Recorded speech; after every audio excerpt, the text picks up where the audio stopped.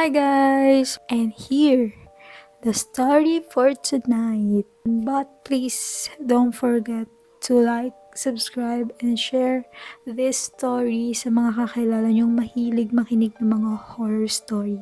So yun guys, umpisahan na natin. So lumipat si Ana sa isang murang apartment sa dulo ng isang iskinita.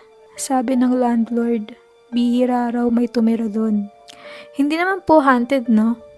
Paberong tanong niya. Ngumiti lang ang matanda. Depende sa'yo. Hindi na nagtanong si Ana. Mura kasi ang renta at kailangan niya talaga ng matitirhan. Unang gabi, tahimik. Sobrang tahimik. Walang tahol ng aso, walang tricycle, walang tao. Parang patay ang lugar. Habang nag-aayos siya ng damit, napansin niyang may isang pinto sa loob ng unit, sa tabi ng kusina. Storage siguro to, bulong niya. Sinubukan niyang buksan, nakalock. Okay lang, sabi niya. Bukas na lang. Sabi nito, bandang 3:00 ng madaling araw, nagising si Ana. May narinig siya. Tok, tok, tok. Galing sa likod ng pinto. Parang may kumakatok mula sa loob. Nanlaki ang mga mata niya. Sino yun?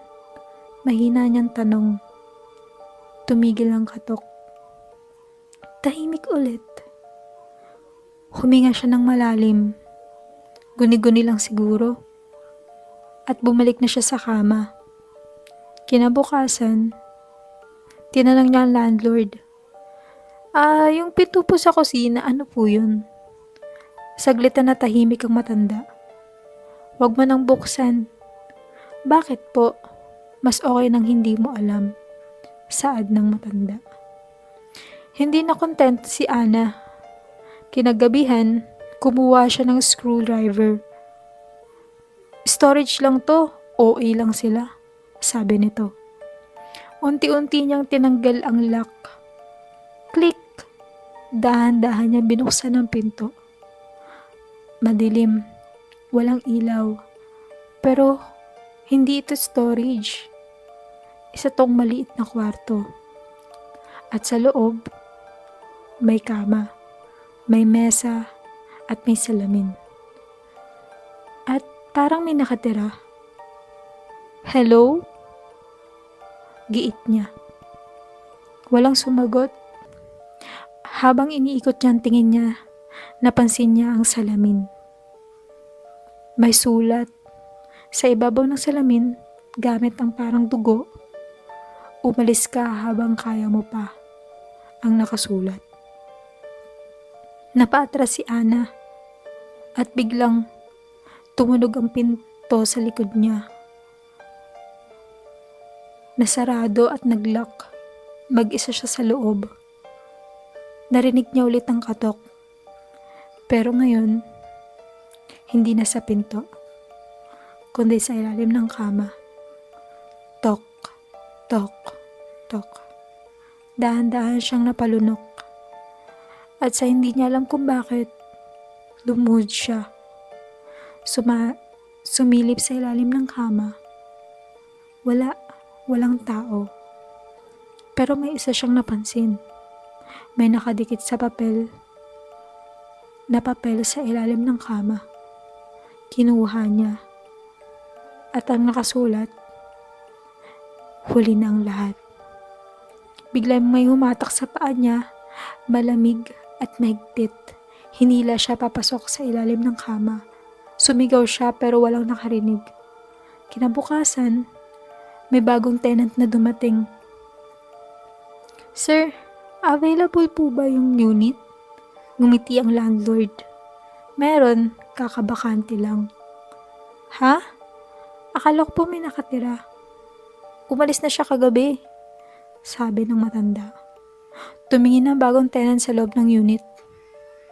Malinis, tahimik, parang walang nangyari. Pero sa salamin, may bagong sulat na, salamat sa pagpalit. Anong lesson dun, guys? Huwag kayong mangingialam ng gamit na hindi sa inyo. Diba? Sabi ko, wag buksan, binuksan. E di siya tuloy na palit. Diba? Alam mo, nakakatawa sa mga horror. Pero, syempre, director nagsabi nun. Kapag may gumalaw, pupuntahan talaga. Diba? Nakakainis. Kung ako yun, hindi. Sabi, wag buksan. Hindi bubuksan. Susunod lang talaga tayo sa inuutos sa atin. Diba? Sa ikababuti naman natin yun. Pero sometimes, ganun din ako. Curious din ako. Pero hindi naman humahantong sa mangingialam ako. So, yeah. Ang weird lang kasi yung landlord, alam niya. Alam niya. Yeah. Alam niya yung sitwasyon dun sa loob. So, yun lang guys. Not scary at all. So, yun guys. Don't forget to like, share, and subscribe. Share nyo to sa mga kakilala nyong mahilig makinig ng mga horror story. At kung may mga horror story din kayo, you can send it to my social media accounts. Or, i-comment nyo dyan sa comment section. Babasahin ko na lang. So yun guys. XOXO. Bye-bye.